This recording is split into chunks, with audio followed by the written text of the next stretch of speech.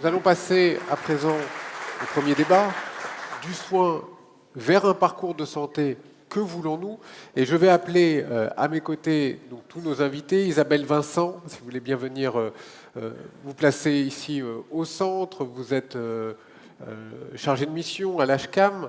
Je vais appeler Jean-Louis Spam, président de la FDPM, Fédération Diversité et Proximité des Mutualistes, Renaud Coupry qui nous rejoindra dans un instant en duplex, Marguerite Cazeneuve, que j'espère qu'il est là, voilà, Marguerite Cazeneuve, merci de venir nous rejoindre, déléguée générale de la CNAM, et Julie Chastan, présidente de l'Union syndicale des centres de santé, merci de nous rejoindre également, Nathalie Rousseau, qui est pédopsychiatre, et Jean-Marcel Mourgue, notre vice-président du Conseil national de l'ordre. Vous pouvez... Monsieur Mourgue, vous mettre peut-être en extrémité, vous serez le modérateur de cette table ronde. Celle-ci, je vais m'occuper moi de cette partie-là. Bien, merci à toutes et à tous de bien vouloir vous prêter au jeu de ce débat. Voilà, nous avons Monsieur Coupry qui nous attend en duplex et nous le saluons. Bonjour et merci d'être avec nous également. Ce débat se veut interactif, vous le savez, c'est coutume, c'est-à-dire qu'on vous fera passer un micro quand vous le désirez, vous avez juste à lever la main à un moment donné, on se retournera vers la salle, on va d'abord démarrer par un petit entretien entre nous pour lancer un peu la mécanique et lancer le débat, et puis après, c'est le jeu de l'interactivité, le jeu du débat, on se prêtera au jeu des questions-réponses. Peut-être, Jean-Marcel Mourgue, si vous voulez bien prendre le micro, on va essayer d'introduire ce débat en posant peut-être quelques lignes. Et il est ouvert le micro, vous avez juste à parler dedans, bien le mettre près de votre bouche et peut-être se lancer un petit peu sur une première thématique, c'est-à-dire que du soin vers un parcours de santé, que voulons-nous? Peut-être que vous pouvez nous dire, vous, ce que vous sentez, et quelle définition vous metteriez sur justement ce parcours de santé? Alors, cette question, il faut bien l'avouer, est une gageure pour y répondre en quelques minutes. Mais il me semble, avant de lancer cette table ronde, et même l'ensemble de la journée, qu'il y a un prérequis nécessaire à tout débat et qui intéressera toute la journée. Il y a manifestement, dans les débats actuels, un impensé, au sens qui n'a pas été précisé. Et on peut dire que nous, collectivement, partie constituante de la société française, souhaitons-nous déjà rester sur le modèle fondateur de 1944-45, qui avait ainsi refondé, après une période tragique, la sécurité sociale. Quelques rappels rapides. Le programme du Conseil national de la résistance, qui avait été très transversal, associant ici 8 mouvements de résistance intérieure, des syndicats, 6 représentants des principaux des partis politiques, reconnaissant la France libre, bien évidemment, avait ainsi défini dans son programme prévisionnel pour la libération, le 15 mars 1944, son plan sur la santé en disant un plan complet de sécurité sociale visant à assurer à tous les citoyens des moyens d'existence dans tous les cas où ils sont incapables de se les procurer par le travail, avec gestion appartenant aux représentants désintéressés et de l'État. Et s'en sont suivis, comme vous le savez, les ordonnances d'octobre 1945 qui assuraient la création du système de cette sécurité sociale sur un modèle dit bismarckien, à savoir une gestion par les partenaires sociaux, un financement par des cotisations à la charge des employeurs et salariés, ainsi que la refonte du système des assurances sociales des années précédentes, des années 30, et la reconnaissance du rôle complémentaire des mutuelles. Donc cette histoire date, vous l'avez compris, déjà d'il y a 80 ans, et c'est un pilier essentiel du pacte social républicain qui garantit une égalité, ou qui tend à garantir une égalité vis-à-vis des citoyens, dans un accès solidaire à des soins et un parcours de soins de qualité. C'est un modèle consensuel qui n'est absolument pas clivant, bien évidemment, qui fédère toutes les sensibilités de notre nation, qui a pu être enviée dans le monde entier. Il faut-il rappeler, l'Organisation mondiale de la santé consacrait en 2001 le système de français comme le premier au monde. Aujourd'hui, dans un contexte de graves inquiétudes, partagées par nous tous sur l'avenir de notre système de santé, il faut donc répondre d'abord à cette impensée. Redonner du sens, une vision, des perspectives, un système de santé qui semble être un peu à la dérive. La santé est un bien supérieur et nous, médecins, devons porter cela sur le prisme éthique et déontologique, avec bien évidemment les deux piliers de notre exercice de tous les jours, la science médicale, mais de façon aussi tout autant consubstantielle, l'humanisme médical. Donc pour en revenir à votre question sur la définition du parcours de santé, j'ai trouvé deux sources de définition que j'ai prises comme miennes, mais qui je crois sont assez admises, qui s'interpénètrent. Une définition reprise à partir du ministère de la Santé de mars 2022 et qui définit 3 niveaux de prise en charge, 3 cercles concentriques. Le parcours de soins, le plus connu, puisque c'est celui qui est essentiellement le nôtre, qui permet l'accès aux consultations de premier recours et, quand cela est nécessaire, aux autres lieux de soins. L'hospitalisation en médecine, chirurgie obstétrique, l'hospitalisation programmée ou non dans les services des urgences, l'hospitalisation à domicile, les soins de suite réadaptation, les unités de soins de longue durée, les EHPAD, pour l'essentiel. Les parcours de santé qui articulent les soins avec, en amont, la prévention en santé et sociale, et en aval, l'accompagnement médico-social et le maintien à domicile. Ça a d'autant plus de sens que les projections de l'INSEE à l'horizon 2070, et là on est à peu près sûr de la chose, c'est le vieillissement de la population qui sera considérable, puisque pour les seules personnes de plus de 75 ans, on anticipe une augmentation de 5,5 millions de ces personnes âgées supplémentaires. Or, les personnes âgées de demain, elles sont déjà nées, donc on a peu de risque de se tromper. Et puis il y a la zone d'intersection sur quelque chose de plus vaste encore, qui est le parcours de vie, qui envisage la personne dans son environnement, la famille, l'entourage, la scolarisation, la prévention, la désinsertion professionnelle, le logement, la réinsertion. Donc vous l'avez compris, c'est donc une définition qui a plusieurs strates. Alors, il y a une deuxième définition que j'ai reprise, qui est celle de l'Organisation mondiale de la santé, et qui s'intéresse davantage au collectif, sachant les interactions entre les deux. C'est la santé globale, ou le One Health. La santé des humains, la santé des animaux et celle des écosystèmes sont étroitement liées, et tout changement intervenant dans ces liens peut augmenter le risque d'apparition et de propagation de maladies nouvelles, humaines et animales.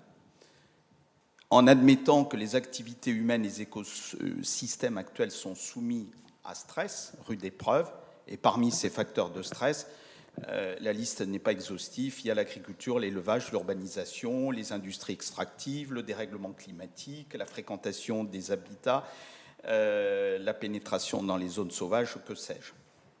Alors, ça a autant d'impact de s'intéresser à cette One Health que ça a évidemment des liens avec des sujets aussi variés que la résistance aux antimicrobiens, les zoonoses, les maladies à transmission vectorielle, la sécurité sanitaire des aliments, la santé environnementale, comme la pollution de l'eau, de l'air, du changement climatique.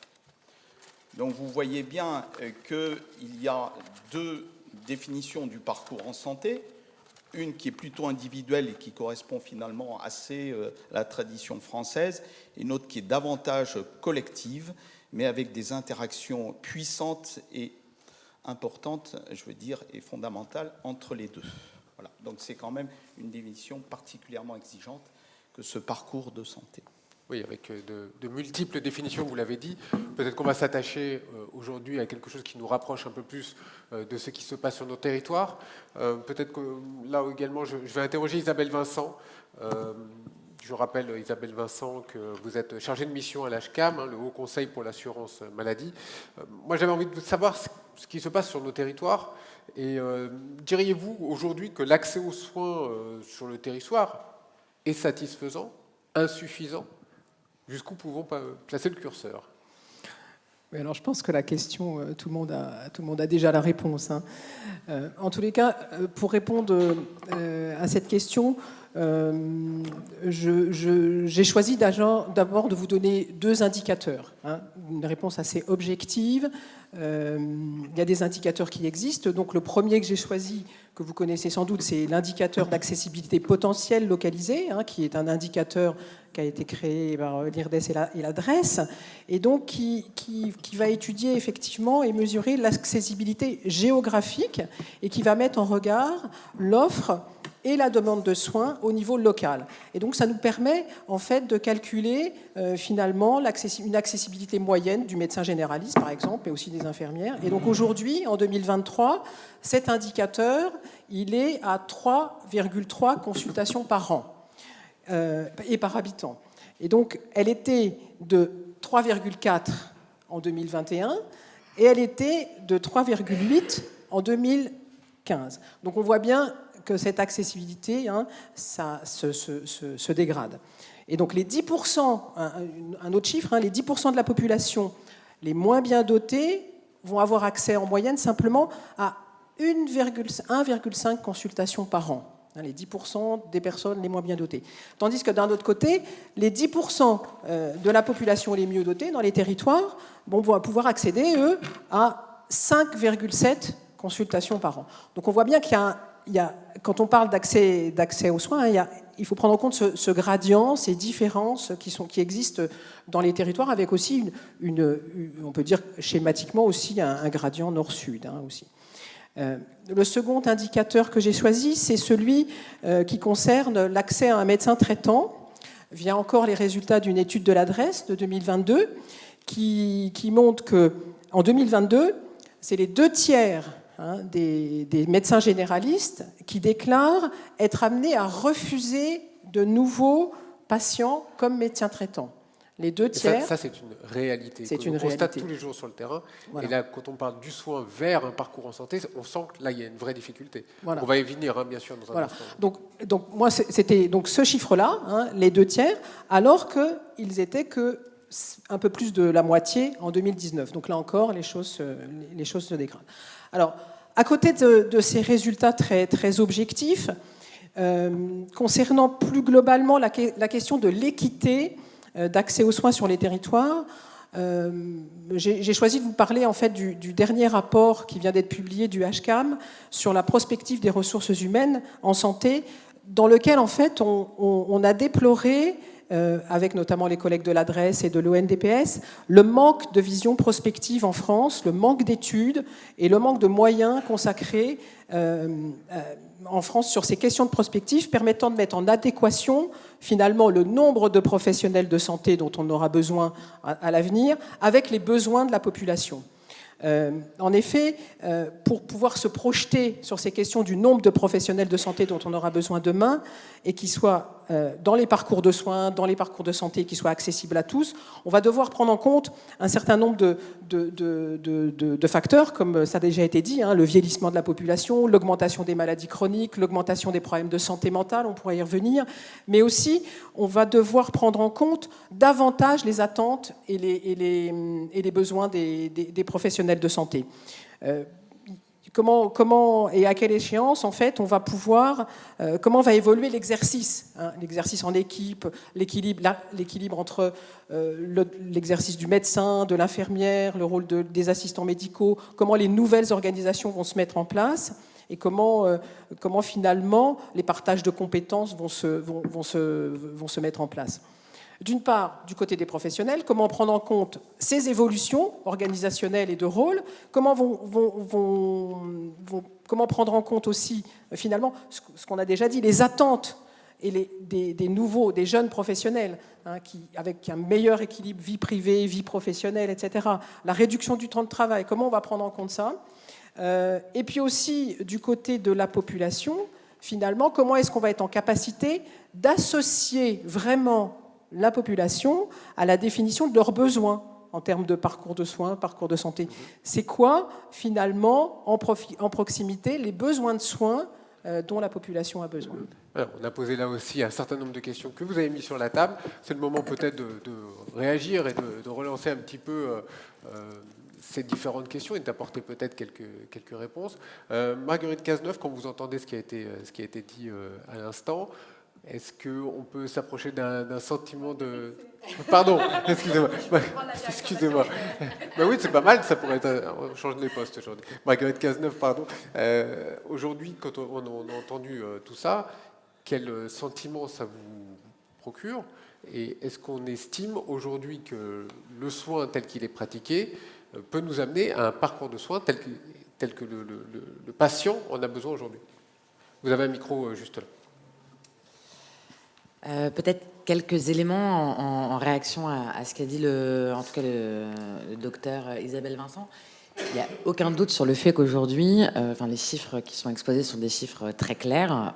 On a un système de santé qui produit des inégalités sociales de santé, qui produit donc des inégalités sociales plus durablement. On a un certain nombre d'indicateurs qui se dégradent en matière d'accès aux soins. Sur le nombre de patients en ALD sans médecin traitant, etc. Donc on peut, tous ces éléments-là, je pense qu'ils sont relativement connus et partagés, comme ça a été dit. Une fois qu'on se dit ça, moi je participe beaucoup à des tables rondes et je remercie beaucoup de m'avoir invité.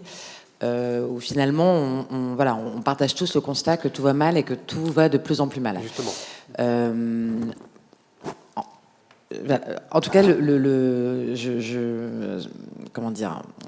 ma confidence dans ces cas-là, c'est que les choses vont aller encore plus mal. C'est-à-dire que la probabilité pour que dans les décennies... Que ça aille mieux, c'est pas gagné, quoi, en fait. Non, mais je veux dire, vous avez des événements exogènes, on a un recul autocratique mondial, un réchauffement climatique, Donc, il faut à un moment donné aussi qu'on se dise qu'on a la chance en France d'avoir encore une démocratie sociale qui tient, un système de protection sociale qui tient,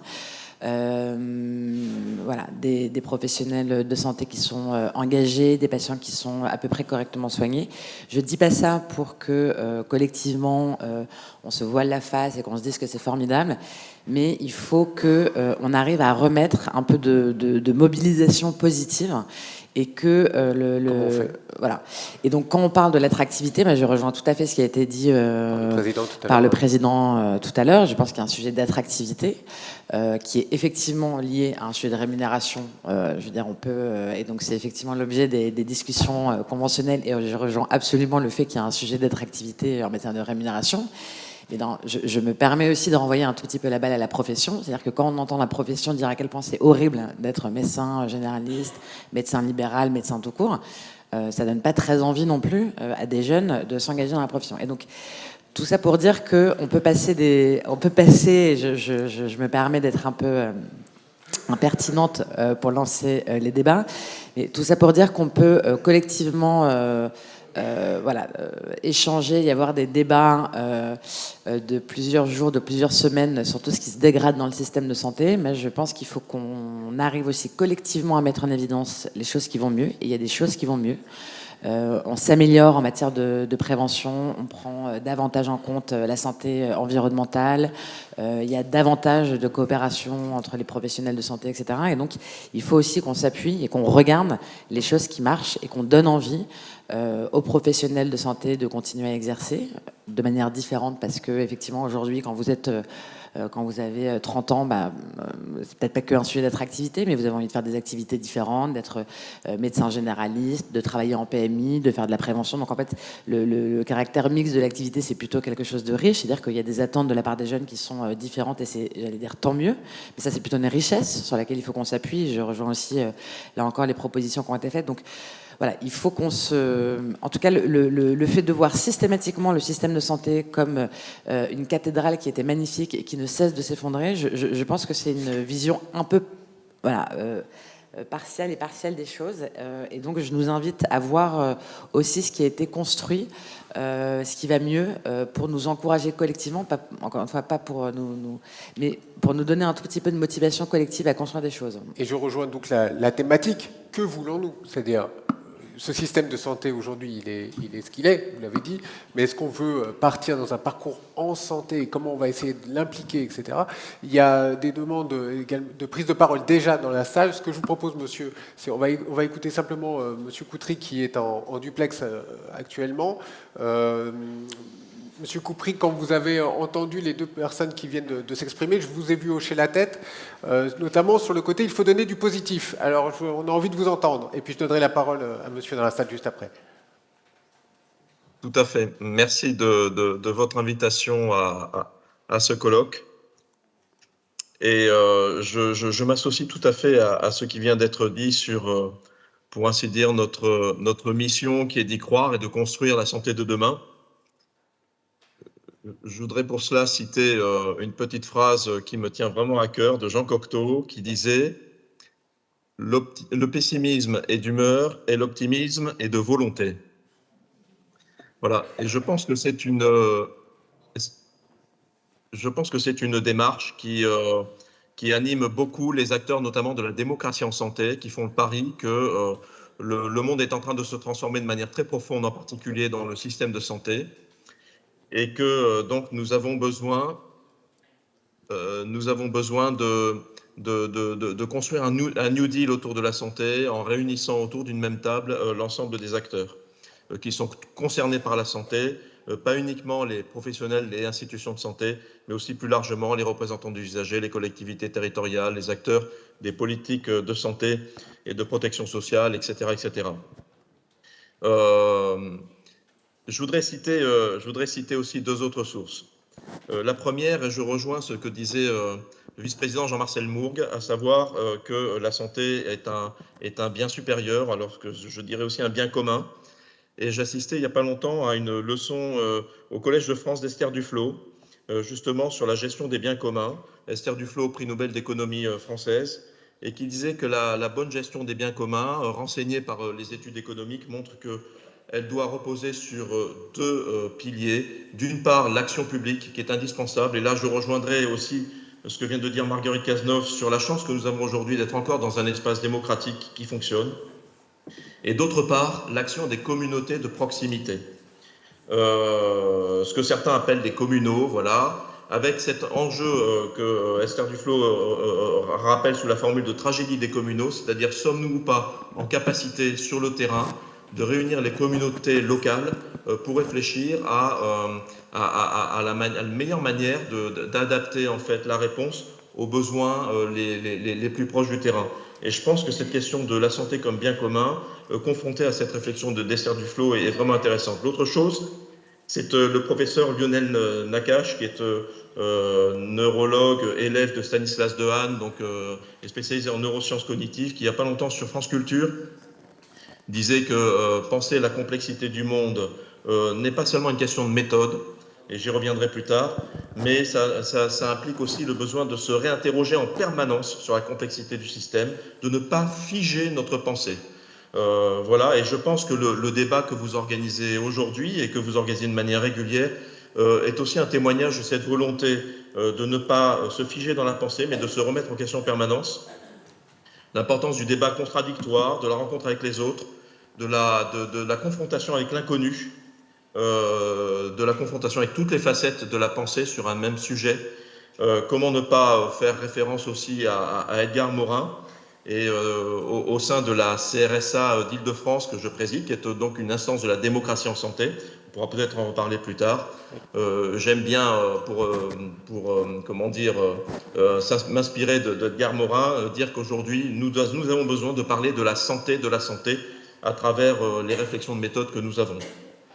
Voilà, donc je m'associe à la fois à cet enjeu d'espace démocratique de la santé et d'espace démocratique dans lequel nous pouvons aussi aujourd'hui penser la santé, et aussi à ce devoir de construire la santé de demain, lucide, sur les difficultés que nous rencontrons, mais aussi prêt à relever le défi parce que c'est notre job. Merci Monsieur Coupry. Vous restez bien évidemment avec nous. On reviendra vers vous tout au long de ce débat. Monsieur, vous souhaitiez prendre la parole également. Donc, monsieur qui était en tout premier, je vous demande juste de vous présenter en quelques secondes avant de. Vous pouvez parler. Le micro est ouvert, monsieur. Je vous en prie, allez-y. Entendez? Oui. Parfaitement. Bonjour. Je me présente. Je suis le docteur Blateau. Je suis médecin généraliste à Tinqueux, à côté de Reims. Je suis élu du Conseil de l'Ordre depuis 12 ans et trésorier du Conseil départemental de l'Ordre des médecins. J'ai l'occasion de beaucoup travailler auprès de mes confrères, puisque j'ai mis en place une maison médicale de garde au sein du CHU de la Marne, et j'en ai créé 2 autres sur Châlons et Épernay. Tout ça pour vous dire que je fais le plus beau métier du monde. Je me suis engagé dans cette profession parce que j'aime mes concitoyens, j'aime mes patients, et tous les jours, je me félicite de faire ce métier-là. Ceci dit, même si tous les jours, je me regarde et je fais une méthode Coué absolument formidable, ma génération n'est pas celle de la génération de notre président du Conseil national, n'est pas celle de mes externes et de mes internes que je prends en charge, puisque je suis aussi MSU. Nous sommes face à une situation où, si demain, nous n'avons pas un vrai choc d'attractivité envers la profession, et je le dis clairement avec beaucoup d'inquiétude pour notre avenir médical à tous, nous ne pourrons compter que sur des strates administratives pour nous rassurer en disant que nous faisons le maximum en créant SAS, CPTS ou autres acronymes. Je crois qu'il ne faut pas se cacher derrière ça, qu'il faut voir face à nous le fossé qu'il y a, et que je souligne ce qu'a dit notre président avec beaucoup d'intérêt, qu'on est face à une situation où des médecins sont formés et n'exercent pas leur métier. Je crois que si on ne réfléchit pas à ça dans sa globalité, si on ne se pose pas la question sérieusement sur cette problématique-là, nous n'avancerons pas sur le débat. Et je suis réellement inquiet, mais je suis aussi très optimiste, parce que quand on met des systèmes en place, et quand on travaille avec nos confrères sur le terrain, quand on les rassure, quand on les aide, quand on leur fait avancer des projets, quand on construit, on se rend compte qu'ils suivent et qu'ils sont volontaires pour le faire, et on arrive même à faire sortir des solutions territoriales qui permettent d'avoir une vraie attractivité sur des territoires qui sont dans la difficulté. Voilà, c'était important que je souligne ce fait-là. Merci. Bien sûr, on va répondre juste avant de prendre votre question. Je veux juste rappeler que dans le deuxième temps, nous parlerons de toute la formation, etc. N'empiétons pas sur le deuxième débat. Julie Chastain, c'est à vous. Vous vouliez prendre la réponse, peut-être, pour amorcer un début de réponse. Alors, je veux bien... Ouais, le micro marche. Je veux bien répondre sur cette intervention. Donc, moi, je suis médecin généraliste. Je suis présidente de l'Union syndicale des médecins de centres de santé. Donc, j'exerce dans un centre de santé public. Mon employeur, c'est une mairie. Et je suis également maîtresse de conférence à Sorbonne Université. Ce que vous venez de décrire, c'est ce que je vis tous les jours. On en a déjà parlé avec Marguerite. Enfin, ça fait vraiment partie de ce qu'on vit, notamment en Ile-de-France, et les chiffres de l'Atlas de la démographie médicale le montrent. On a moins de 30% d'installations en libéral parmi les jeunes qui s'installent, qui se déclarent à l'ordre en tant que médecin généraliste. C'est-à-dire que là où le président de la République a tort, c'est qu'augmenter éternellement le numerus apertus ne résoudrait pas le problème de démographie médicale si on n'a pas une réelle perspective sur l'avenir de notre discipline et sur l'organisation du système de santé. Je vais rejoindre ce que disait aussi l'intervenant d'avant. Ne pas figer notre pensée. Aujourd'hui, il faut à la fois permettre à des jeunes de s'engager dans des maisons de santé, dans des microstructures, dans un mode d'exercice libéral, mais probablement que pour ceux qui ne se redestinent pas à l'exercice libéral, il faut leur permettre de s'engager par rapport aux besoins de santé de la population. Un médecin généraliste, dans la formation qu'il a, il a une formation d'excellence. Demain, 1 an de plus. Donc une formation extrêmement polyvalente. Il est capable de faire de la prévention, il est capable de travailler dans un service hospitalier, il est capable de travailler en médecine générale, et son champ de compétences est immense, et ça rejoint aussi le discours du président de l'Ordre.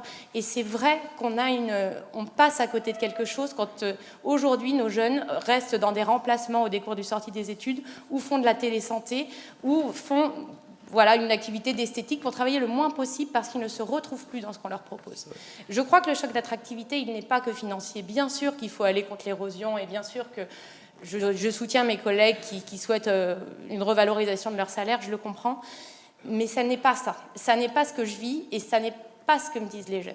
Eux, mais je laisserai la parole ensuite à Guillaume et à d'autres, ils disent qu'ils veulent un exercice diversifié. Ils disent qu'ils veulent pouvoir faire plusieurs choses, et en plus, ce qu'on n'a pas pensé en France aujourd'hui, c'est un service public de proximité. C'est-à-dire que quand je suis médecin généraliste aujourd'hui, j'ai le choix entre mettre ma plaque ou ne pas exercer mon métier, dans la majorité des territoires. Donc on a effectivement une augmentation des centres de santé aujourd'hui. On a des endroits dans lesquels on peut se salarier, mais attention, quand on parle de service public, on parle de besoins de santé, on parle d'allier la prévention, et ça, on doit absolument le penser demain sur cette alliance très forte qu'il faut demain porter. Et ça, je vais quand même me tourner vers le plus haut niveau de l'État. Je crois que ça devrait être réellement pensé par l'État, parce que les premiers concernés sont bien les usagers et sont bien les collectivités territoriales qui sont absolument désespérées par la situation de ce qu'on vit sur les territoires. Donc oui, il faut une refonte structurelle très forte, il faut un mode de rémunération aussi qui permette la collaboration.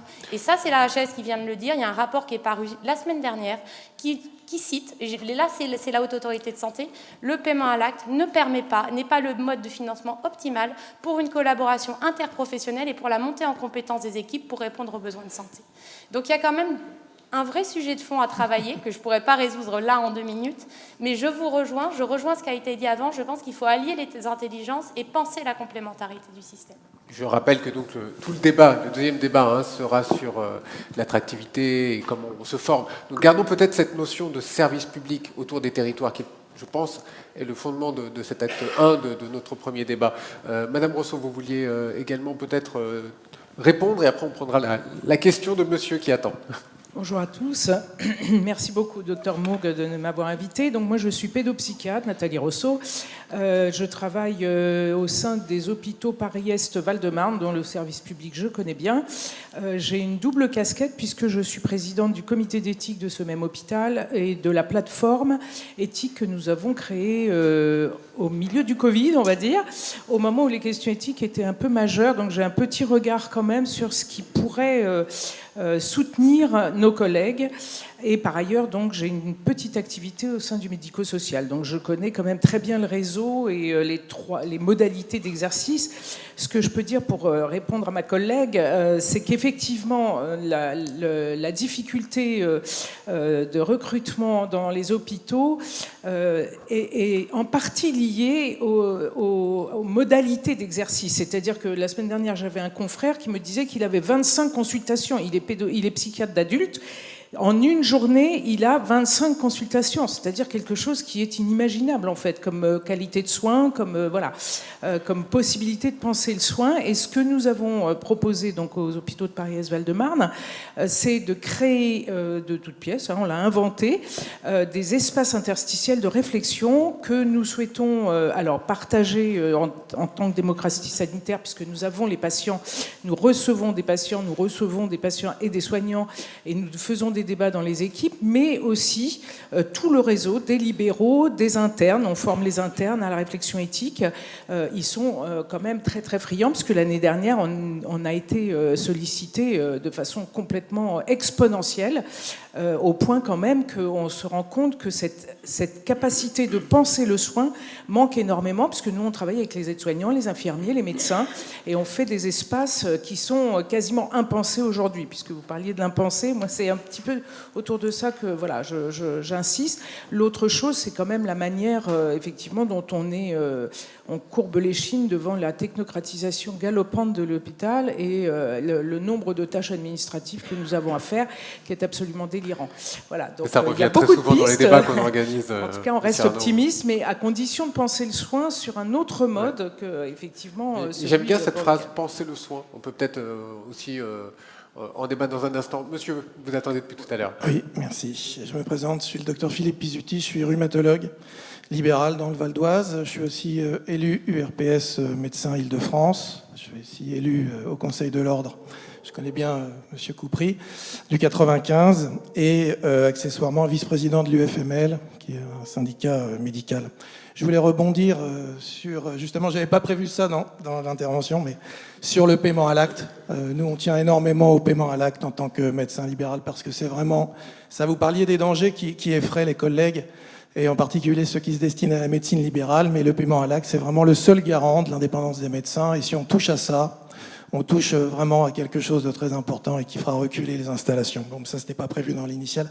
Je voulais rebondir surtout sur ce qu'a dit Marguerite Cazeneuve, sur la pensée positive, la méthode Coué, c'est-à-dire qu'il faut essayer de modifier notre discours pour ne pas faire du dog bashing sur la médecine libérale, pour encourager les jeunes à s'installer.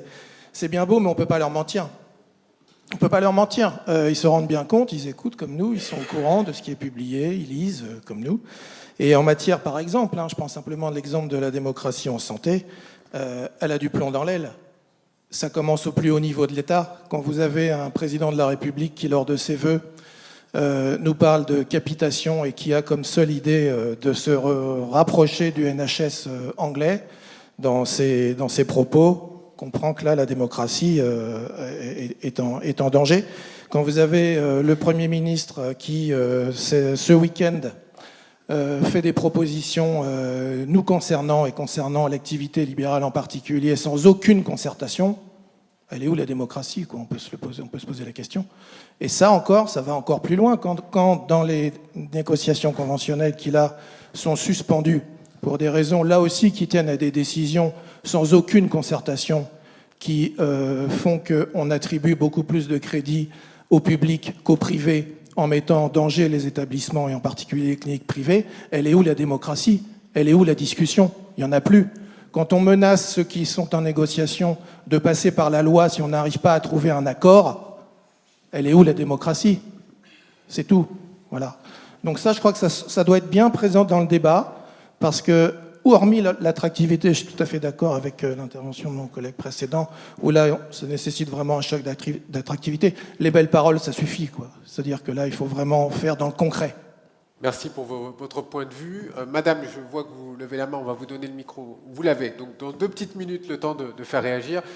Il y aura une case neuve, je pense que ça mérite peut-être, allez, 1 minute de remise au point, et puis après, on ira voir M. Coupry, M. Spatz. Je sais pas, honnêtement, je ne suis pas, en ma qualité de représentante de la CNAM, évidemment, habilitée à répondre au nom du gouvernement, etc. Moi, la seule chose que je peux vous dire, c'est que on a quand même... Alors, il peut y avoir des éléments perturbateurs exogènes, extérieurs, et je ne vais rien vous apprendre en vous disant que ça va se poursuivre. Parce que voilà, ça va se poursuivre.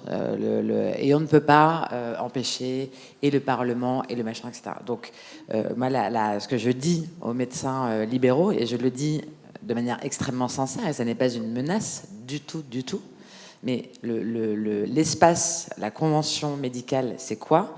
C'est l'un des seuls espaces qui résistent encore de démocratie sociale, c'est-à-dire où des partenaires sociaux co-construisent ensemble. Après, vous pouvez être d'accord, vous pouvez ne pas être d'accord. Votre syndicat n'est pas d'accord, appelle au déconventionnement, c'est-à-dire au fait de sortir la médecine libérale de son contrat avec l'assurance maladie. Évidemment que je ne suis pas de votre avis et que pour moi, c'est un coup de couteau très fort qui est porté à notre contrat social. Donc, de ce point de vue-là, on représente, j'allais dire, 2 instances par définition qui ont des positions orthogonales.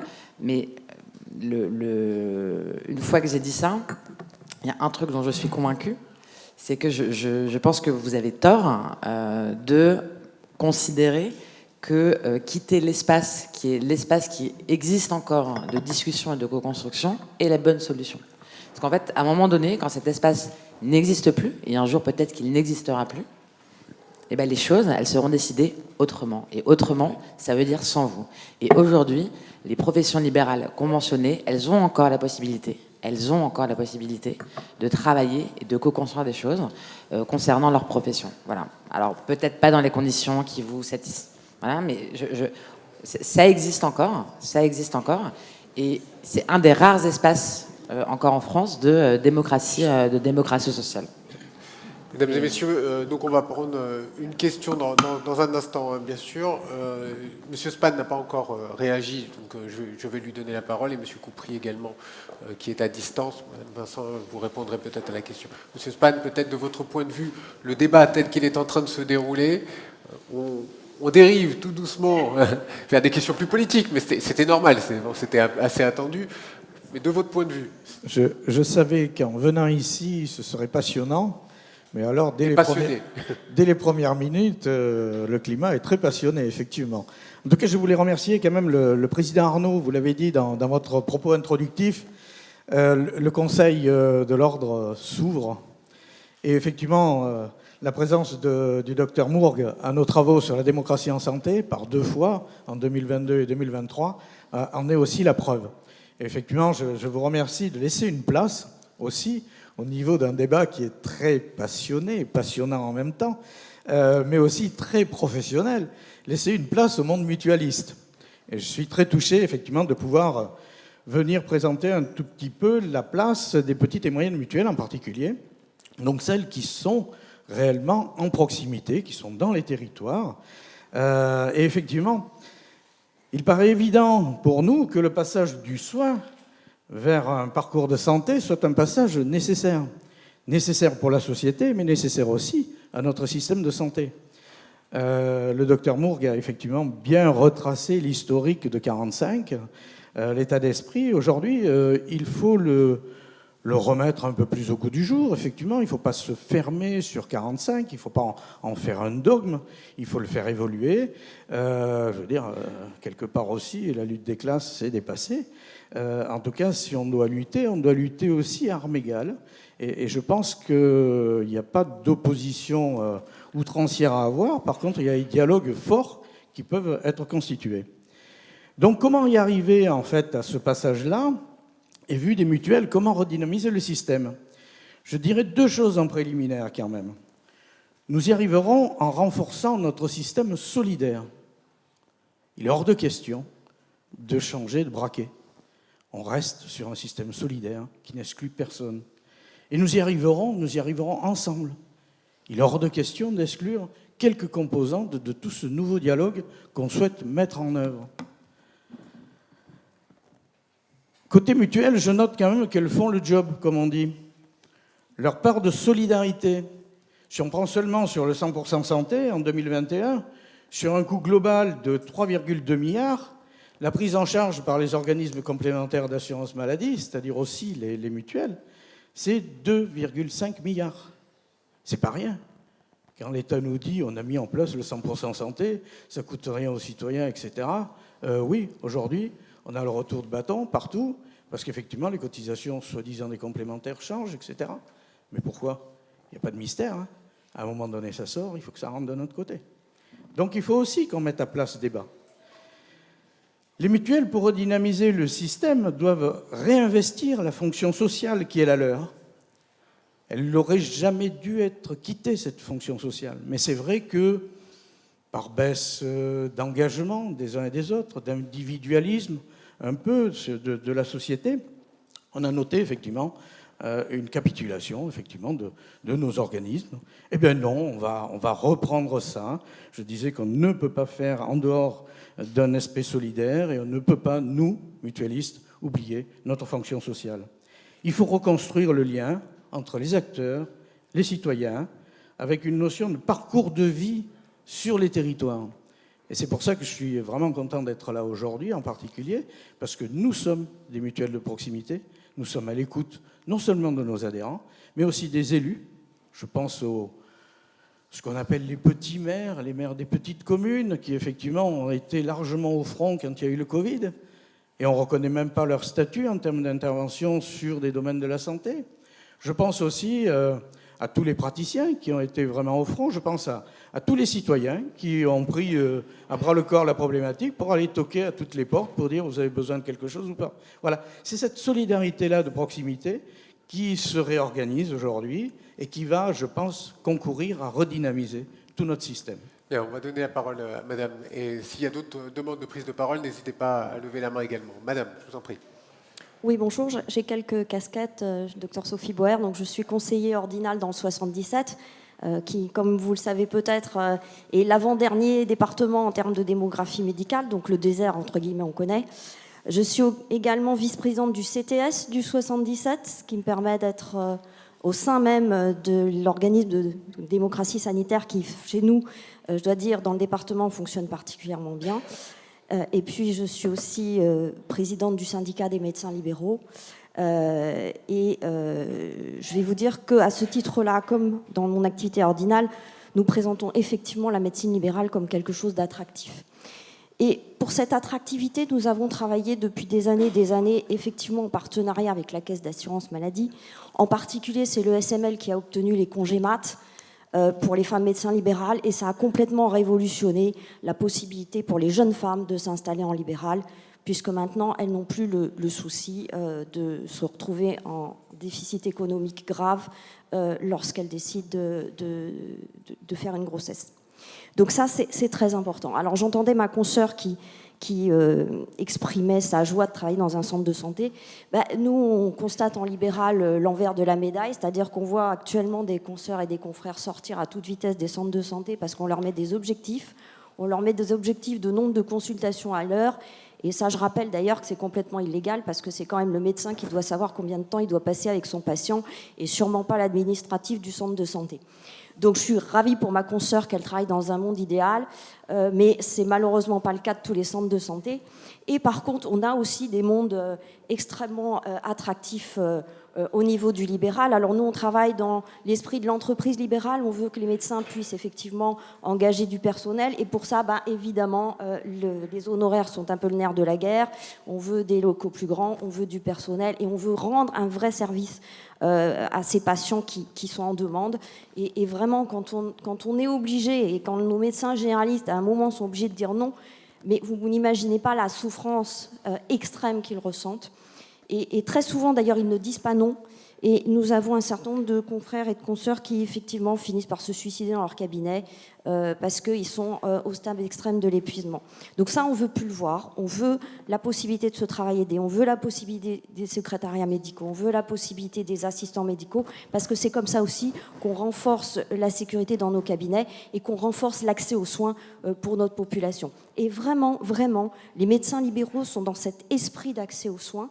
Et effectivement, un certain nombre de nos confrères et consoeurs ne voient plus comme solution que le déconventionnement parce que justement, ce monde idéal qu'on veut dans nos cabinets, c'est très difficile de le mettre en place actuellement. Mais oui, nous avons un discours positif. Oui, nous aidons nos jeunes confrères et consoeurs à s'installer en libéral. Nous leur expliquons la manière de faire. Et je crois qu'il faut effectivement continuer à avoir des possibilités de salariat comme des possibilités fortes de s'installer en libéral parce que finalement, en libéral, on prend en charge un nombre très, très important de patients. Et puis, il y a ce dialogue singulier, ce colloque singulier qui continue quand même, cette proximité du fait d'aller voir toujours le même médecin qui vous connaît et qui permet d'avoir un examen clinique et un discours et une proximité qui est très importante. Je vous renvoie au serment d'Hippocrate qu'on prête tous. On ne regarde pas ce qui se passe dans les maisons. Par contre, on connaît ce qui s'y passe et effectivement, on agit pour que ça se passe le mieux possible, du moins du point de vue de la santé. Donc oui, nous avons un discours positif. Oui, nous sommes horrifiés du mirage qu'on nous présente dans les déserts d'une médecine sans médecin, parce que ça, on est sûr que ça va aboutir à des désastres au point de vue sanitaire. Le NHS le montre, l'Angleterre est en train de perdre une guerre économique parce que ses employés de première ligne à 45 ans ne sont plus capables de travailler parce qu'ils ont été mal suivis sur le plan de leur santé. Donc on ne veut sûrement pas de cela en France. Et oui, le paiement à l'acte, c'est très efficace parce que c'est la matérialisation du contrat entre le médecin et son patient. Ça existe depuis le code Hammurabi des Babyloniens. Si ça avait été si mauvais que ça, je pense qu'il y a longtemps qu'on l'aurait abandonné. Et effectivement, en médecine libérale, nous ne voulons pas autre chose que du paiement à l'acte. Il faut qu'on soit très clair là-dessus. Et le paiement à l'acte, il est financiarisé effectivement par la caisse, effectivement par les mutuelles. Il y a peut-être une petite part de prise en charge par les patients eux-mêmes, mais on applique de toute façon, même quand on dépasse le tact et la mesure, parce que nous sommes des médecins et que nous prêtons tous le serment d'Hippocrate. Merci madame. Beaucoup d'angles là aussi. Docteur Mourgue, peut-être pour resituer. Non, je vais être bref. C'est absolument pas polémique parce que avant d'installer la table 1, c'est vrai que je souhaitais brièvement vous dire un petit peu l'état d'esprit de ces tables rondes et après l'intervention du président. Bien. Comme vous le constaterez tout au long de la journée, ces tables rondes se veulent riches de leur diversité de représentation et de la richesse de leurs sensibilités différentes. C'est l'ADN de ces débats. Et comme je l'entendais récemment dans une journée, si vous voulez, sur la fin de vie, nous faisons valoir une éthique de la discussion. C'est notre... Donc, effectivement, il peut y avoir des expressions différentes, mais je veux dire, c'est un choix délibéré. En ce qui concerne l'ordre des médecins, comme vous le savez, il représente tous les médecins, sauf ceux qui sont dans les armées et sauf les médecins diplôme étrangers avant qu'après le processus que nous connaissons, ils ne soient inscrits à l'ordre. Dans les 44 spécialités, dans tous les modes d'exercice, hospitalier, salarié, non hospitalier, libéral. Et ça, vraiment, nous y sommes très attachés parce que on y reviendra tout à l'heure, mais notre cohérence à créer ensemble du débat dans une société qui ne sait pas suffisamment faire du débat au-delà de ses sensibilités et de ses expressions différentes, je pense que naturellement, l'ordre, sans hégémonie, peut en être aussi un espace. Voilà, merci. Oui, le débat est là. Comme non, mais c'était simplement que certains, je précise simplement, dans le choix, c'est un choix assumé. Il y a des médecins d'exercice libéral, dont je fais partie d'ailleurs, des médecins d'exercice salariés, des médecins hospitaliers, des non-médecins, des médecins libéraux, de ville. Les équilibres ont été réfléchis de telle façon que l'aspect contradictoire de la discussion soit vraiment très respecté. Alors, je vais donner la parole à Isabelle Vincent, qui ne s'est pas exprimée encore, et Julie Chastan, vous répondrez juste après. Juste pour repartir de ce qui a été dit sur finalement penser le soin, ou penser les besoins de soins, les besoins de santé de la population de façon un petit peu différente que ce qu'on a tendance un peu à faire ici, c'est-à-dire qu'on va répondre en termes de besoins de médecins. Voilà, je pense que la vision partagée du système de santé futur, ça ne va pas reposer que sur le médecin. On est bien d'accord qu'il va falloir que la profession et l'ensemble des professionnels de santé arrivent à travailler ensemble, à se mettre d'accord pour finalement se dire quand un patient, au regard des services à rendre à la population, dans le champ de la santé, dans le champ du soin, finalement, quel est le meilleur professionnel, quelle est la meilleure organisation à mettre en place pour y répondre. Et pas simplement se dire, moi je suis médecin, c'est moi qui dois forcément y répondre. L'illustration, je trouve, qui nous aide à réfléchir de cette façon-là, c'est la prévention. Parce que la prévention, d'une certaine façon, quand on est médecin, on a l'impression que c'est nous qui devons faire la prévention et qu'il n'y a que la prévention, c'est que le sanitaire, c'est que le médical. Il ne faut pas oublier que l'ensemble des déterminants de santé vont se situer en dehors du système de santé.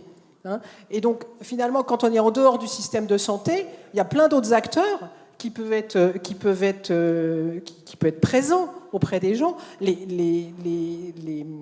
D'abord, l'ensemble des autres professions de santé, le paramédical, les infirmières. Dans certains pays, il y a des coachs. Comment travailler sur la motivation des gens, comment travailler avec les travailleurs, le champ du social, les médiateurs en santé, les agents communautaires. Enfin, il y a plein de professions qu'on ne connaît pas, que méconnaissent les médecins, que méconnaissent... Et ça, là-dessus, je pense qu'il faut qu'on arrive à finalement se réunir collectivement sur une vision partagée de qu'est-ce qu'on souhaite comme système de santé futur et pas comme système de soins. Et du coup, en faisant de la vraiment co-construction, comme ça a été dit, avec les usagers, avec les personnes. Donc voilà, je voudrais qu'on essaye de se dire que d'une part, on a besoin de se mettre et en proximité, par exemple autour de tables de concertation, ça a déjà été proposé, comment est-ce qu'on se met d'accord tous ensemble, et ça a été dit, sur ce dont on a besoin, sur les services à rendre à la population.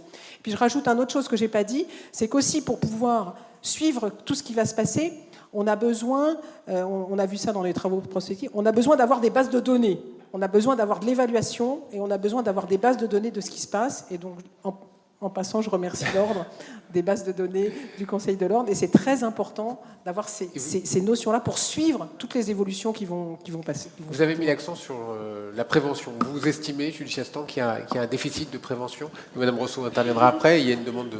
En fait, ce que vient de dire ma collègue est totalement juste et c'est exactement ce qu'on vit. Alors, moi, ce que je ne vise pas du tout, et c'est ce que je disais, c'est d'avoir une...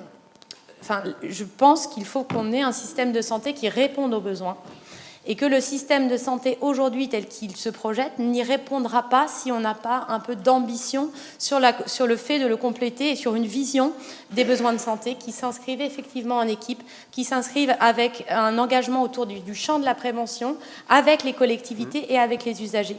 En aucun cas, ça n'empêche l'exercice libéral ou ça n'empêche les personnes qui sont en exercice aujourd'hui ou qui voudraient cet exercice de le faire. Et c'est absolument pas ce que je dis. Je dis juste qu'on peut penser une complémentarité et que peut-être ça apporterait aussi une solution pour certaines missions de santé prioritaires, comme le champ de la fin de vie, comme le champ de la prévention, comme les champs aujourd'hui sur lesquels nous avons absolument besoin de travailler de façon coordonnée et collaborative avec les collectivités territoriales, avec l'hôpital public et avec la santé de proximité. Aujourd'hui, on a la sensation d'avoir plusieurs silos qui ne communiquent pas ensemble et probablement que la réponse, c'est l'alliance d'un service public de santé qui permettent les besoins de santé aussi des plus vulnérables par rapport aux chiffres qui nous ont été exposés tout à l'heure. Donc simplement, voilà, je pense que le débat d'idées fait globalement améliore la santé, la santé va améliorer la santé de nos concitoyens demain, et que un des absents là, c'est probablement les usagers.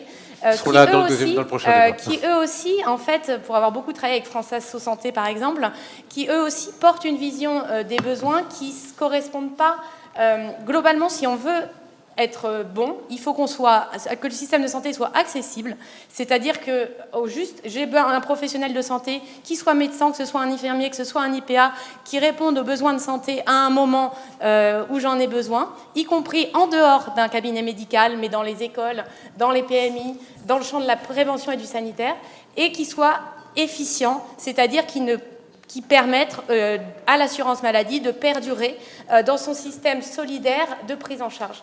Donc tout ça, ça ne pourra, c'est pas moi qui vais le penser, le HCAM travaille dessus depuis un certain temps, l'assurance maladie Bien aussi, sûr. Mais globalement c'est l'intelligence collective qui doit mener à ça et qui doit penser la complémentarité des exercices et en aucun cas être dans une guerre de chapelle. C'est vraiment ce que je crois.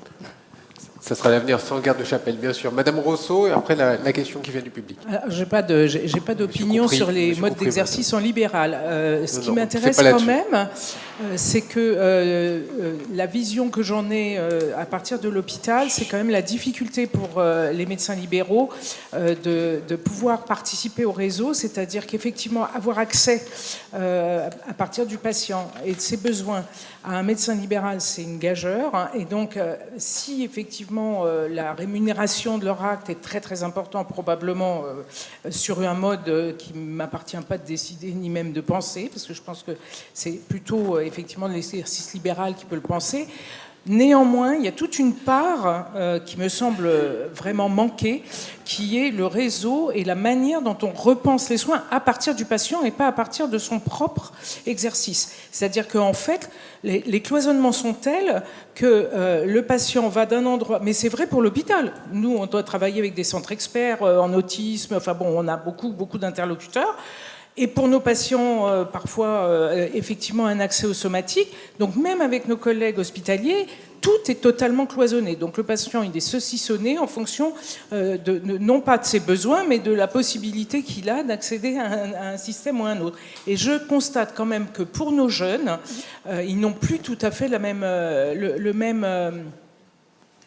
mêmes idéaux, en tout cas en termes de vie privée, en termes de pluridisciplinarité, de transversalité. Ils ont envie, effectivement, de pouvoir exercer avec des personnes qui ne sont pas tout à fait de leur champ. Donc nous, on est au cœur de ça avec l'éthique. Mais vraiment, je trouve qu'on a complètement oublié dans cette histoire de partir du patient et de ses besoins. Du coup, il n'y a pas de fil conducteur. Le médecin généraliste, pour moi, serait le meilleur interlocuteur, sauf qu'il est débordé et que du coup, il ne peut pas faire ce travail-là. Je parle de la fin de vie, je parle de la prévention, bien entendu, de la vaccination, tout bêtement. C'est quelque chose qui est très, très compliqué pour eux. Je pense que, voilà. Merci, Monsieur Coupry. Je ne vous oublie pas. On va prendre une question dans la salle et on revient vers vous. Oui, bonjour, merci de me donner la parole. Je suis le docteur Plétel, président du Conseil départemental du Nord. Je vous remercie pour ces échanges fructueux. Je voudrais répondre à M. Span. On représente les mutuelles. Alors j'ai bien compris que c'était les petite mutuelle, je ne sais pas qui vous êtes par rapport aux autres, mais bon, il faut parler d'argent. En fait, depuis ce matin, le nerf de la guerre, c'est l'argent. Vous avez cité des chiffres. Il y en a un que j'aurais bien aimé que vous nous citiez, c'est le montant des frais de gestion de ces mutuelles. Vous gérez énormément d'argent, vous en redonnez beaucoup aux patients, et c'est votre rôle. Mais il y a un débat sur ce montant de ces frais de gestion. Je vais vous citer 2 exemples. Je vous ai dit, je suis lillois, et donc je fréquente un très beau stade à Lille. Et j'ai découvert qu'une mutuelle disposait à l'année d'une magnifique loge. Et je me demande, mais qu'est-ce que c'est que cette histoire? C'est invraisemblable. Et ce n'est pas les assurés qui vont dans cette loge. Ça s'éloigne peut-être un tout petit peu de notre débat. Non. C'est parce que les mutuelles ne font, à mon sens, pas suffisamment le travail. Il faut absolument que ce montant des frais de gestion des mutuelles reviennent aux assurés et ne soit pas dilapidé dans ces frais de gestion. Le deuxième exemple, mon assurance, je suis assuré, j'ai une mutuelle, finance chaque année des courses à la voile transatlantiques. Mais qu'est-ce que ça vient faire quelle est la justification de ça? Moi, je préférais que les montants qui sont alloués à ces expériences reviennent aux cotisants et aux patients. Voilà, je vous remercie. Monsieur Spahn, si vous voulez bien répondre à cette interpellation. Oui, c'est une interpellation normale, surtout dans le climat inflationniste que tout un chacun subit. C'est vrai qu'il y a des disproportions, déjà dans le terme mutuel. Je veux dire, comparer, citons des noms, hein. Peut-être vous avez votre habitation et votre auto chez la Matmut. Comparer la Matmut à une simple mutuelle santé dans un territoire, c'est pas possible. Les stratégies de développement, d'acquisition de l'adhérent ne sont pas les mêmes. Et effectivement, parfois, oui, il y a des dérives. Je crois que la mutualité, comme toutes les professions, a des garde-fous à mettre dans ses structures internes. Mais le premier garde-fou, c'est l'adhérent. L'adhérent est consulté, ou doit l'être, tous les ans. Je veux dire, l'adhérent est muet. Peut-être faut-il redynamiser la parole de l'adhérent, mais je suis preneur. Et effectivement, à partir de là, il y aura un ordre interne qui va se remettre en place. Et il y aura un peu de moralisation interne qui sera la résultante de cet ordre. Donc effectivement, oui, banco. Et moi aussi, je suis choqué par certaines dérives, je peux vous l'assurer. Merci pour ce point. On va reprendre le fil de notre débat autour du système de santé. Il y a plusieurs demandes de prise de parole. Il nous reste, 15 minutes de débat. Monsieur, et c'est Monsieur Coupry qui répondra, Marguerite Cazeneuve après. Gilles Noël, moi je suis le maire d'un village de 1255 habitants dans la Nièvre, et je suis le vice-président de l'Association des maires ruraux de France, qui pèse 33% de la population en France, et je suis content de savoir que dans l'Essonne, c'est un désert médical. C'est pas tout à fait la même vision que l'on a, nous, dans nos villages. Donc je complète un peu ce qui est dit en position d'élu local. Moi, je vais vous dire, j'ai 2 rêves par rapport à cet accès aux soins et cette lutte contre l'inégalité de cet accès aux soins en milieu rural. Nous, il y a longtemps qu'on n'a plus de médecins de famille. Nous, on rêve à une famille de médecins. Voilà, c'est ce qui nous intéresserait. Puisque, effectivement, on a beau avoir des portes, derrière, il n'y a personne. Et deuxièmement, je souhaiterais aussi que vous, les professionnels de santé, vous ne nous voyez pas uniquement comme des pourvoyeurs de murs, des financeurs de mètres carrés et ou de salariats de professionnels de santé.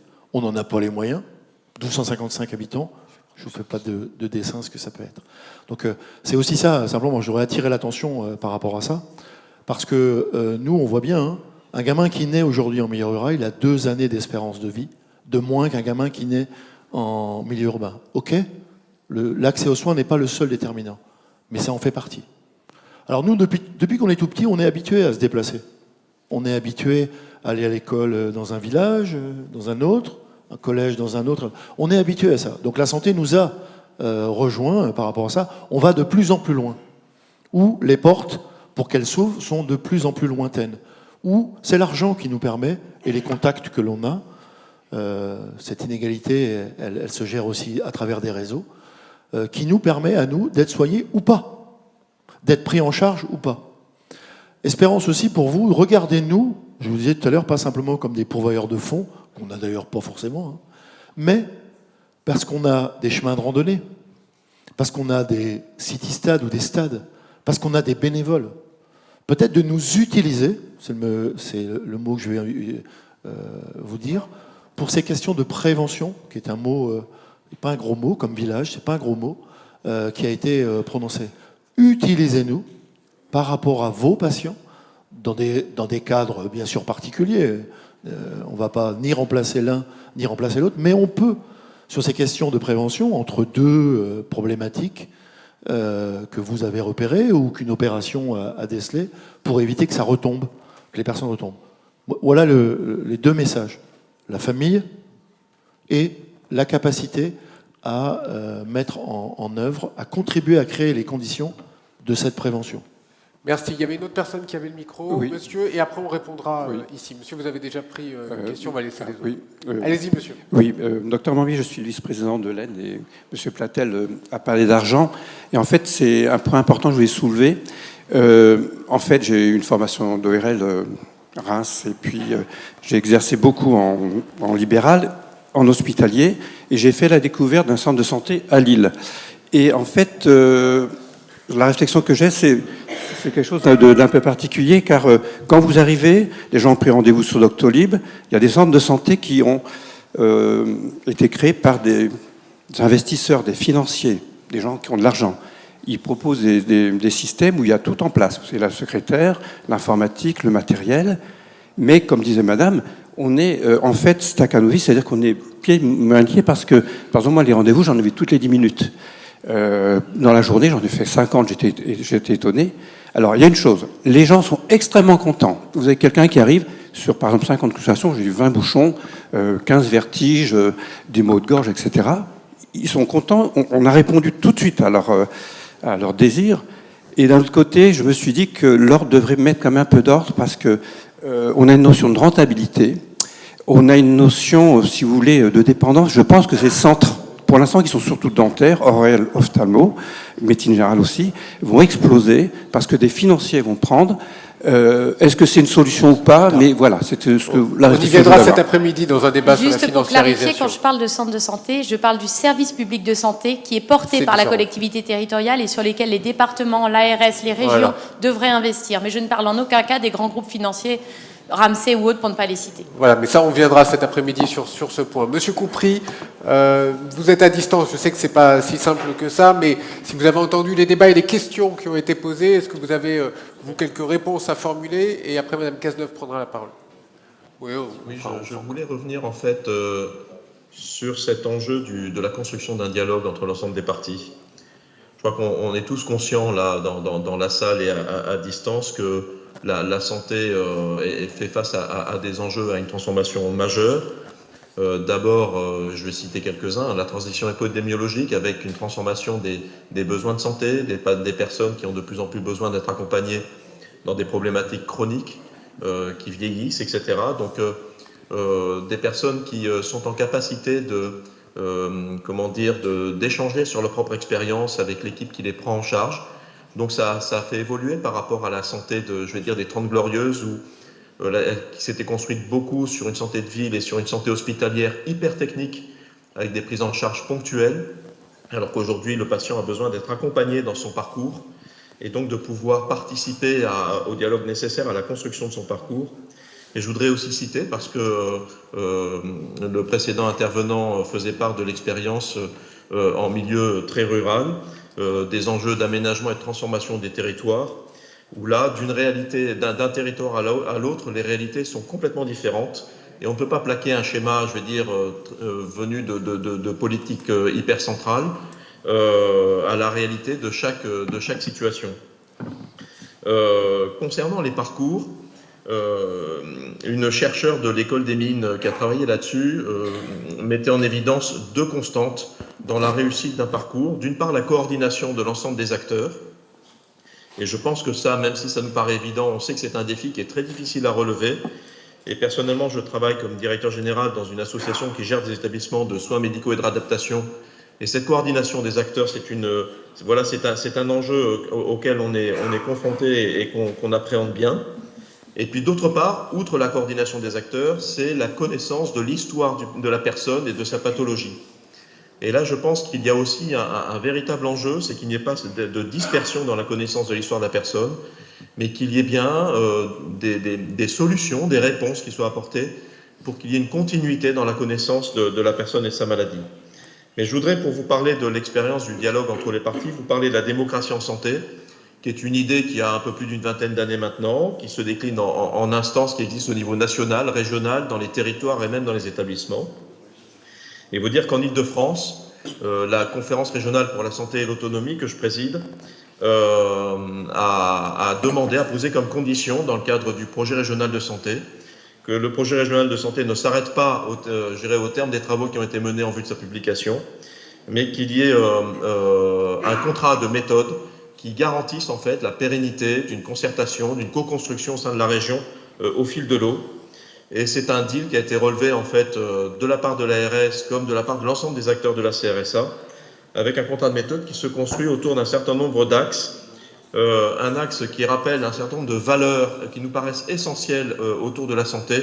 Et j'ai retrouvé dans l'intervention de plusieurs personnes des échos à ces valeurs-là, notamment l'inconditionnalité de l'accès aux soins, mais aussi d'autres valeurs comme celle, je vais dire, au-delà du service public tel qu'on l'entend sur le plan statutaire, la notion d'un service d'intérêt collectif autour de la santé.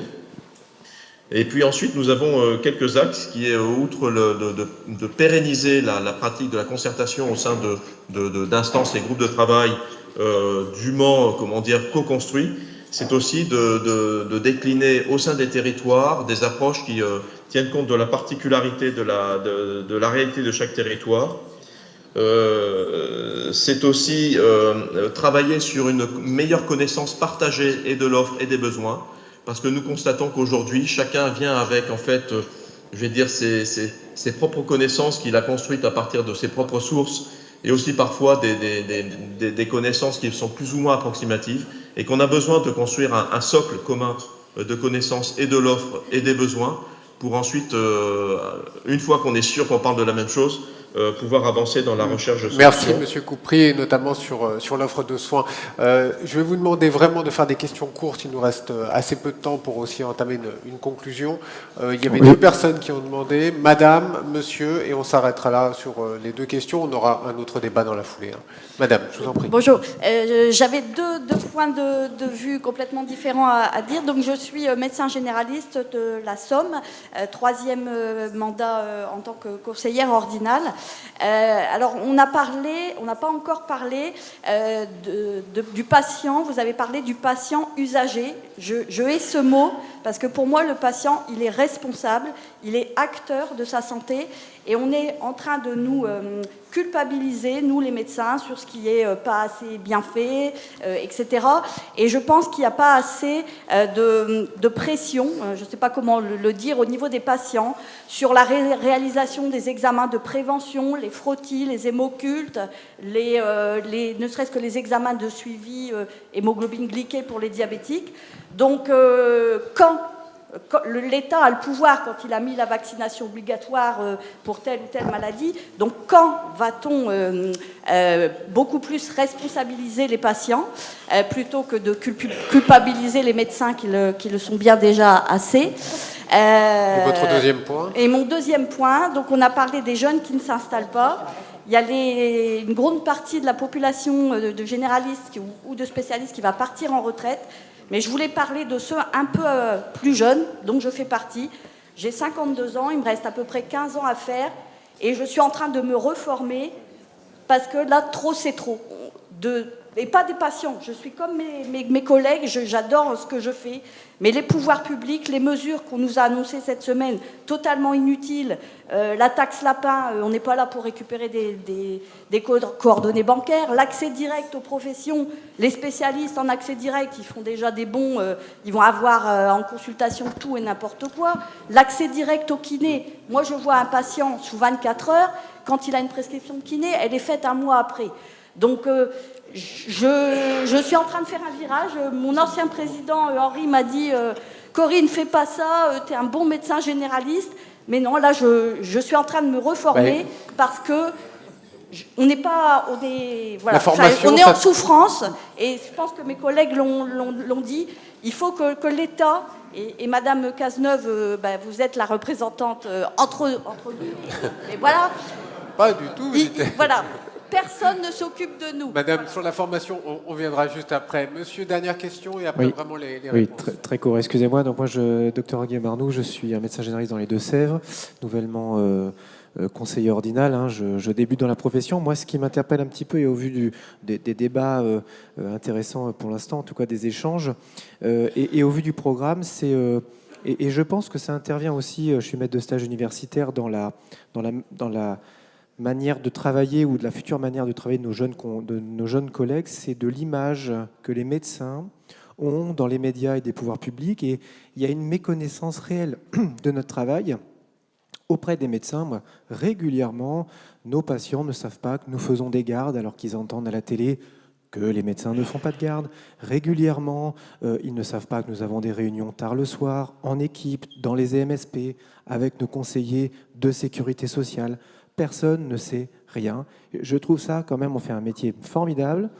Alors, quand on dit qu'on doit faire des heures, les patients nous disent, mais en fait, voilà, sur votre agenda Doctolib, à 19h, vous prenez plus personne, mais vous vous rendez compte, avant, mon docteur, il allait jusqu'à la nuit.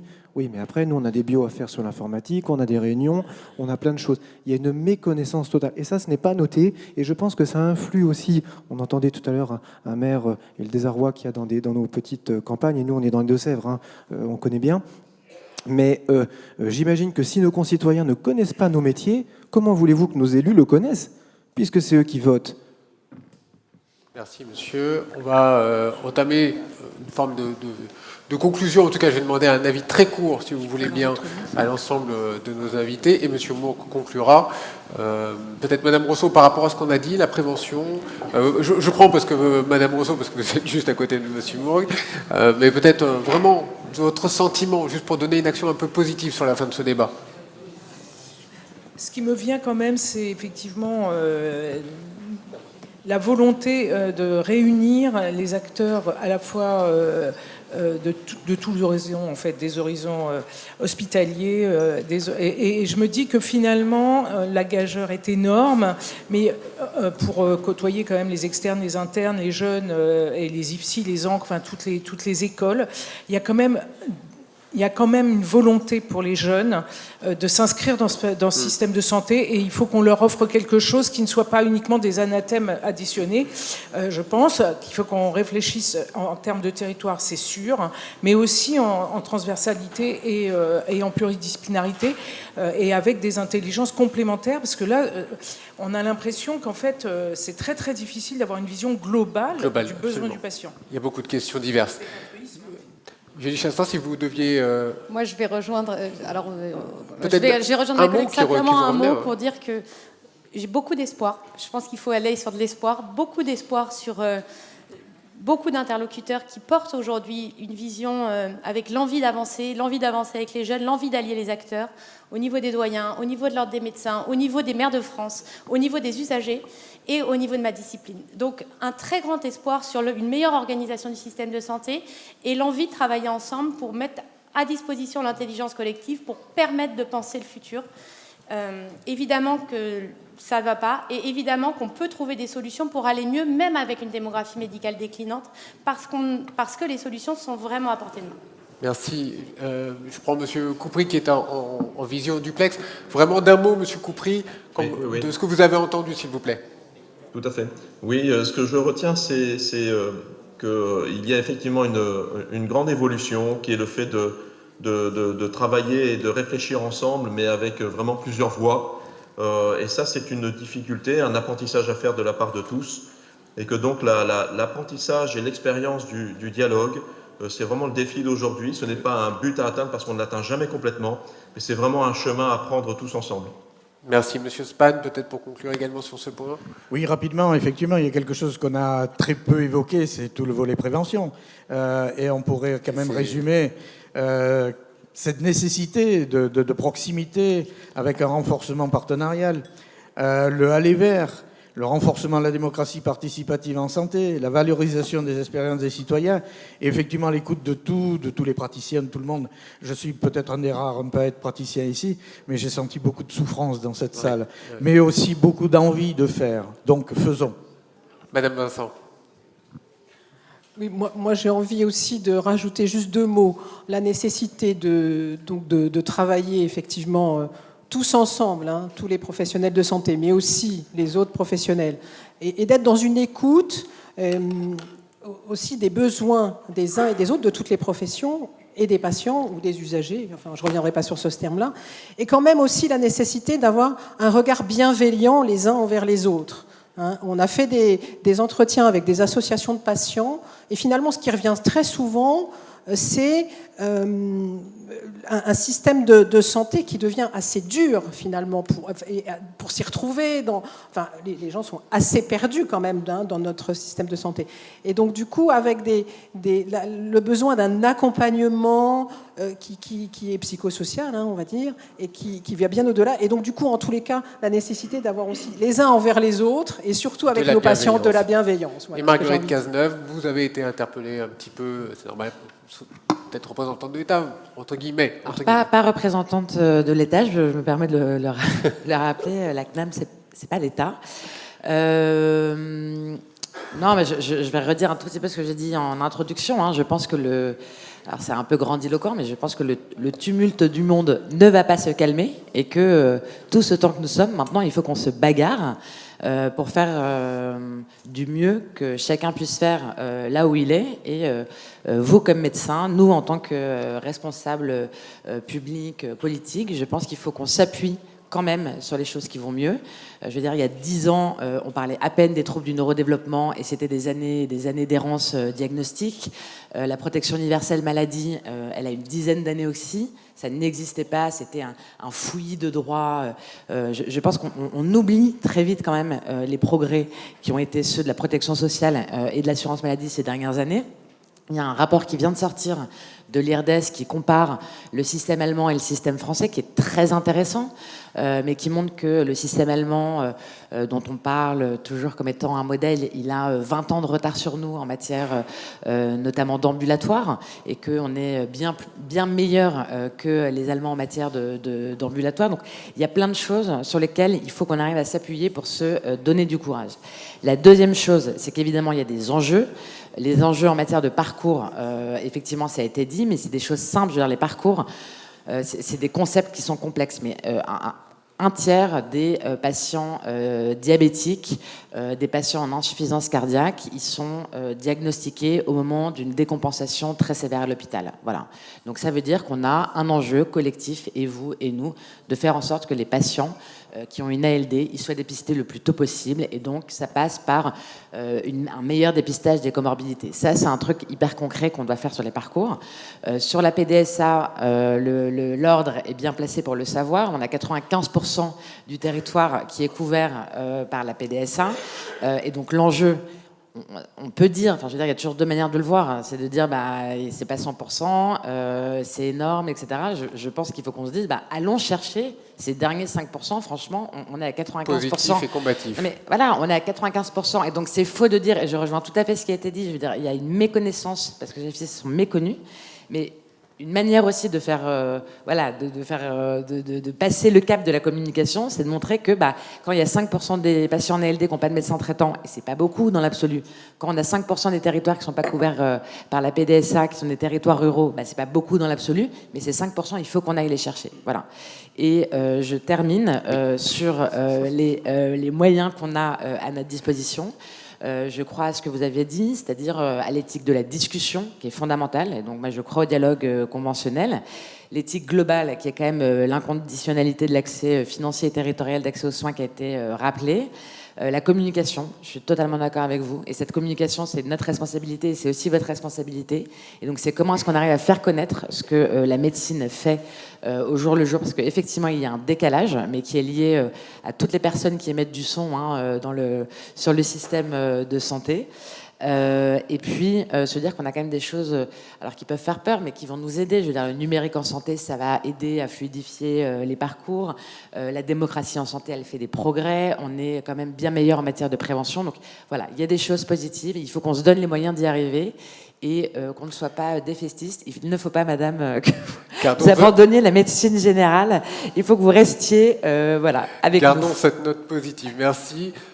Docteur Mourgue, Monsieur le Vice-président, c'est à vous que revient la conclusion de ce débat. Alors, vous m'aviez un peu demandé de préparer une vision que nous aurions, enfin que nous avons à l'ordre, je suppose, pour répondre aux nouveaux besoins en santé. Donc, ça nécessite bien évidemment l'application de mesures à court terme, tant il y a une certaine urgence, et des mesures à moyen et long terme. Je ne parlerai pas de l'incidence économique des modèles, tant pour les praticiens hospitaliers que libéraux. C'est à la marge, même si effectivement il y a une interaction bien évidemment évidente dans tout cela. Donc j'en ai identifié 10, ce n'est pas la table des 10 commandements, des 10 recommandations, et la liste ne se veut pas exhaustive. Sans hiérarchie, peut-être la première tout au moins, évaluer les besoins en santé. Ça, c'est fondamental. Et on est surpris qu'en France, l'entreprise soit trop imparfaite, à l'heure de l'open data et la puissance d'analyse des données, que l'on ne sache pas mieux investir, enfin, je vais dire analyser, anticiper, enfin mesurer les besoins en santé. Vous l'avez compris, dans un parcours en santé, ça a une dimension sanitaire, médico-sociale, avec le vieillissement de la population. On n'a pas parlé aussi du handicap. On pourrait parler de l'enfance, de la prévention, bien évidemment, et plus encore aussi de la promotion de la santé. Et comment peut-on d'ailleurs projeter une offre de soins en termes de futurs professionnels à former demain sans avoir évalué au préalable les besoins? Et je pense que ça sera l'objet de la table 2. Deuxième point, avoir une granulométrie plus fine de l'analyse des besoins au plus proche possible des territoires. Et je citerai, que Guillaume Chevillard me pardonne, un géographe qui n'est pas l'IRDES, Emmanuel Vigneron, qui, en 2011, disait que les moyennes dissimulaient de fortes inégalités territoriales. Et ça, il y a un aspect extrêmement hétérogène des réalités des territoires. Le troisième point, c'est que le constat est quand même établi, c'est un lieu commun, de dire qu'on est probablement en politique de santé, comme dans d'autres domaines peut-être, dans une politique trop centralisée et hyper administrée, et il faut probablement déplacer le curseur de la décision en santé d'une déconcentration de l'État vers une réelle décentralisation. Le principe républicain intangible, c'est d'offrir à chacun une égalité dans un accès aux soins et un parcours de soins de qualité. Mais pour cela nécessite une politique d'équité, qui est une notion beaucoup plus exigeante que celle de l'égalité, dans des allocations de ressources humaines et financières à hauteur des difficultés des territoires. Et pour cela, une analyse au plus près des territoires est absolument indispensable. La quatrième notion, qui est contingente de la précédente, c'est faire confiance aux professionnels de santé en particulier. C'est quand même un retour d'expérience du début de la pandémie Covid-19, qui a été, hélas, une trop courte parenthèse, mais on a vu quand même qu'on pouvait avoir une réactivité, une réponse dans un véritable défi. Le cinquième, c'est décloisonner, décloisonner, décloisonner. On est un système qui est, je veux dire, cloisonné à l'envi, sanitaire, médico-social, ville, hôpital, établissement de santé, public, privé. Ce cloisonnement est source de gâchis humains et financiers dans la prise en charge des patients, gérant des parcours heurtés avec des hospitalisations évitables notamment. Le 6e point, c'est de nouvelles alliances. Médecins, usagers de la santé, élus locaux. Alors, je citerai un livre de Karine Lefebvre, de Roland Olivier et d'Olivia Gross de 2018, que je vous incite à lire, sur la démocratie en santé. La co-construction est-elle un leurre? On pose la question, mais ça nous semble quand même quelque chose d'essentiel. Certaines oppositions n'ont vraiment aucun sens. Et elles relèvent plutôt de débats archaïques. On voit d'un côté des patients qui ont un parcours de soins qu'ils font eux-mêmes esseler, incoordonnés, et des professionnels de santé, des médecins en particulier, qui sont particulièrement insatisfaits de leur exercice.